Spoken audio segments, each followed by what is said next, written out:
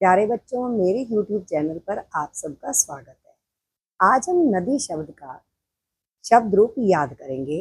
नदी स्त्रीलिंग शब्द है और ईकारांत।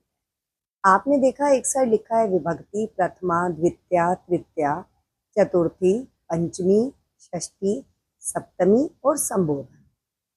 एक वचनम, द्विवचनम, बहुवचनम। सबसे पहला काम हमने क्या करना है, केवल प्रथमा विभक्ति को हमने एक वचन, द्विवचन और बहुवचन में पूरा याद कर लेंगे। नदी, नद्यो, नद्यः। जब हमारे पास प्रथमा विभक्ति याद हो जाएगी कि नदी, नद्यो, नद्यः, उसके बाद पहले हम सारा एक वचन याद करें।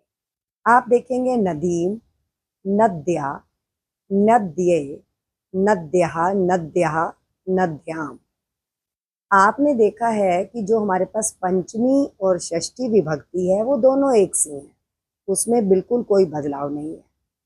अगर आपने लता शब्द याद किया था तो आपको पता है तृतीया विभक्ति में हमने याद किया था लत्या।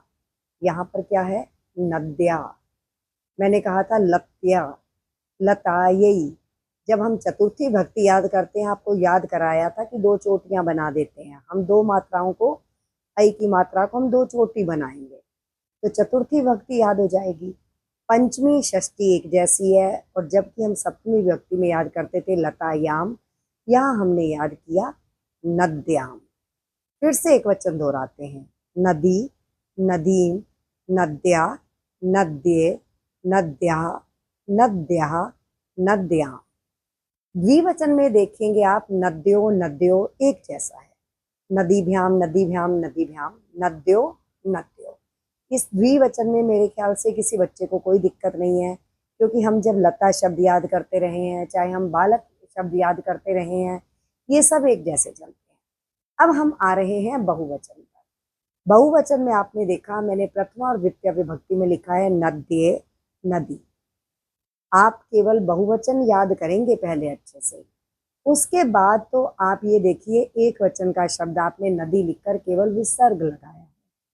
जैसे आपने तृतीया विभक्ति बहुवचन में किया था लता भी, लता भय, लता भय, उसी प्रकार से नदी भी, नदी भय, नदी भय, नदी नाम, नदीषु। अब हम आ रहे हैं संबोधन पर। संबोधन में एक वचन में विशेष रूप से ध्यान रखना है। यहाँ हमने ऊपर याद किया था प्रथमा विभक्ति एक वचन नदी, यहाँ पर क्या है, ये नदी। यहाँ पर मात्रा छोटी ही हो गई है। उसके बाद द्विवचन में कोई बदलाव नहीं है, बहुवचन में कोई बदलाव नहीं। इस प्रकार से हम ये सब याद कर सकते हैं। द्विवचन के अंतर्गत तो प्रथमा द्वितीया एक जैसी हैं, तृतीय चतुर्थी पंचमी बिल्कुल एक जैसी हैं, और पंचमी और षष्ठी एक जैसी है, षष्ठी और सप्तमी एक जैसी है। तृतीया चतुर्थी पंचमी एक जैसी हैं और षष्ठी और सप्तमी एक जैसी है। बहुवचन में भी कोई दिक्कत नहीं आएगी, केवल बच्चों को याद करने में दिक्कत एक वचन में आती है। इसलिए नदी, नदीम, लता की तरह आगे चलाएंगे, नद्या, नद्ये, नद्यः, नद्यः, नद्या। आशा है आप सबको नदी का शब्द रूप याद हो गया होगा। मेरे चैनल को लाइक करें, सब्सक्राइब करें। धन्यवाद बच्चों।